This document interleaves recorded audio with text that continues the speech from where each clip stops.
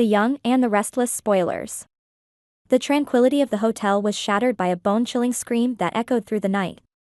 A security guard, stationed in the lobby, was the first to react, his heart racing as he rushed outside. There, on the cold pavement, lay a figure who had plummeted from the 5th floor. Without a moment's hesitation, he dialed 911, his voice trembling as he reported the incident.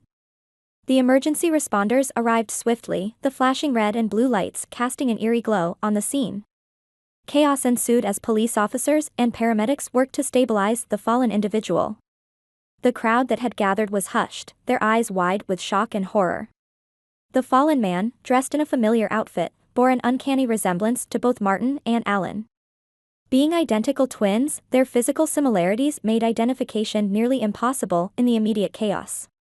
Ashley, who had been nearby, caught sight of the horrifying scene and fainted, unable to withstand the shock. Her world, already teetering on the edge of despair, collapsed entirely in that moment.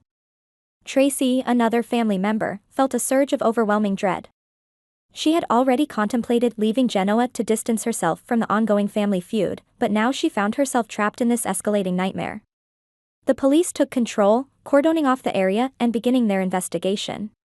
They were determined to understand why someone had fallen from such a height and what had led to this tragic event. The scene was meticulously examined, witnesses were questioned, and a sense of urgency permeated the air. All involved were brought to the police station for questioning, their faces pale and drawn with fear. Meanwhile, Ashley was rushed to the hospital. Her fragile state of mind necessitated immediate medical attention. Doctors administered sedatives to help calm her, their concern evident as they worked to stabilize her both physically and emotionally. She was plagued by the haunting image of the fall, her mind unable to escape the nightmare that had become her reality. At the police station, Alan was questioned intensely. His heart pounded with dread as he learned that the person who had fallen was Martin. The paramedics had managed to stabilize Martin, and he was now in critical condition at the hospital. The doctors were working tirelessly to treat his severe injuries, a traumatic brain injury, multiple fractures in his legs and arms. The fact that he had survived the fall at all was considered a miracle. Alan's guilt was palpable. He had never wanted this for his brother, despite their recent conflict. Tears streamed down his face as he pleaded with the officers, praying silently for Martin's recovery. The weight of his actions bore down on him, each breath a painful reminder of the consequences he now faced.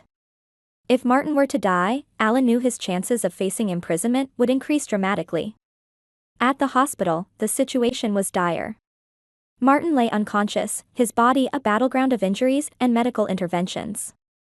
The doctors were cautiously optimistic but knew that the road to recovery, if it were even possible, would be long and fraught with challenges.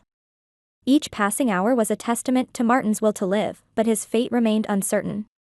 Ashley, sedated and in a fragile state, was monitored closely by the medical staff. Her mind was a turbulent sea of emotions, each wave crashing down with memories of the fall, the fear, and the uncertainty. She was unable to face the reality of the situation, her mind retreating into a protective shell to avoid further trauma.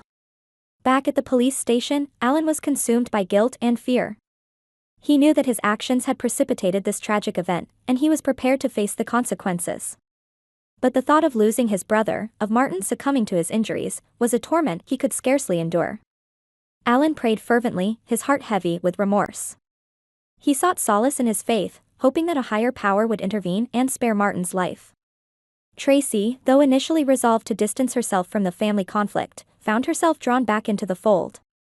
She could not abandon her family in their time of need, despite the turmoil and danger.